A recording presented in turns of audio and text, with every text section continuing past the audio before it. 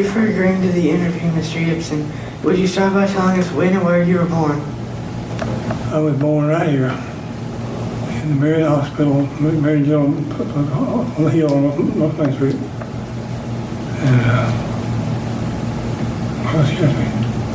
And when was I born? Born in 1940, March the 13th. And I lived here all my life. When I got married, I didn't go to college. I took a job in McDowell County. And I went down there and lived for 2.5 years. I came back, got a job here, and I stayed ever since. So you grew up in McDowell County in the 1950s. We know that you are really interested in old cars. Where were you around automobiles a lot in the 50s and early 60s? Well, I was. I couldn't afford them in the early. My father was a mechanic, and so I learned how to build cars working with him. I got my first car when I was about 19. It was a 1951 Ford convertible. We went into a junkyard and he bought it and took it home, and about 6 months getting to it run, and I drove it back with the Colby. And I've always dealt with cars. I don't know anything else to do in my spare time. We got 3 convertibles, old convertibles, now all 3 of them on the shed. I have to work on them. I get home and I tired of my Thunderbird. You were the director of the McDowell County Department of Social Services when it was formed in the 1960s. What was it like starting what is now a huge program? Well, it wasn't actually started in the 60s. It was started in 1938. Public welfare program, which is now social services. This was a part of the Social Security Act approved in 1938. And people were concerned about women and children living through the Depression. And Franklin Roosevelt, part of his New Deal was the Social Security Act. And with it came those 2 assistance programs. After I began to work, they added a medical assistance program. And that's where we are. When I first went to work, I think there were 13 people in the office. Only 13? 13. Now there's probably 113. Do you think the programs are still doing what they were intended to do? Oh, that and much more. Really? They were intended to provide a basic assistance for families with the Depression. And it has gradually expanded now. I remember, I don't know the year, but I remember the first budget that I did for the county. It was over $1 million total.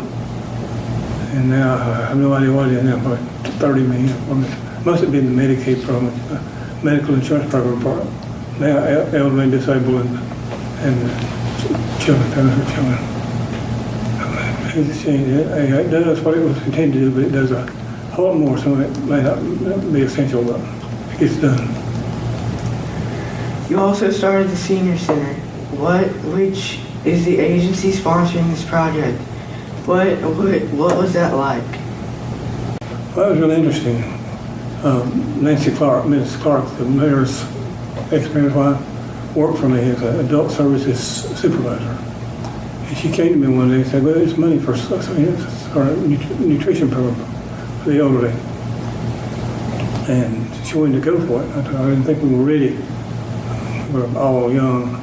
And the recreation department then, the director was DeLong, I think. So she took it herself to go ask him if the recreation would sponsor a meals program. And he said yes, he applied and was rejected. The next year, we applied and got it. Started it, actually the first meal was served at Presbyterian Church Fellowship Hall. And we moved to the Senior Center down on Crawford Street. now we're out here in this fabulous place. But really the credit for starting the senior center should go to Ms. Clark. She was a tiger with providing services for the elderly. And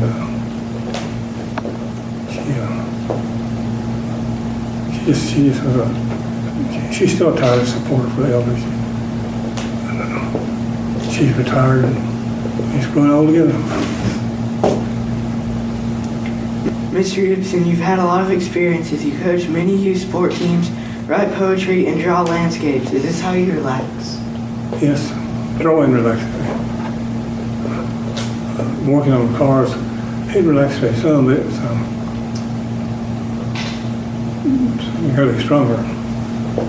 And my health's not being real good. I have to work a little while, sit for a while. I love old cars. How did you come to like Ford products? Well, my father was a Ford man from year one. And we never had anything but Fords. But we wanted a Thunderbird forever. My wife and I. And finally, about 1970, we bought a 55 Thunderbird. And I traded it. We had children who couldn't ride in it.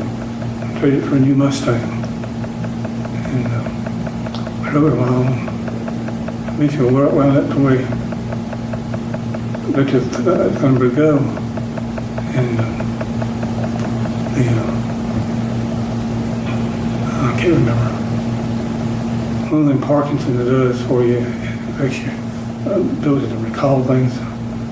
I usually can remember things 20 years ago that I can't remember yesterday. It's, you can live with it.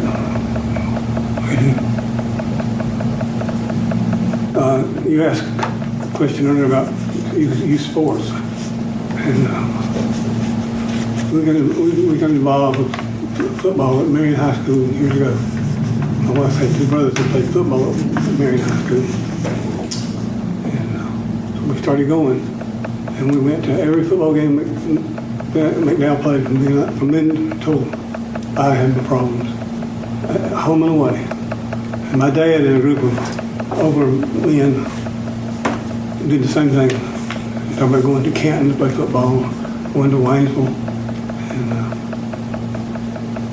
just kind of grew into it. Then when I had children, I realized the importance of being active and not waste your time. And so my first daughter was born, and she didn't care for sports. Now she's the biggest supporter Carolina has. She's an attorney in there. And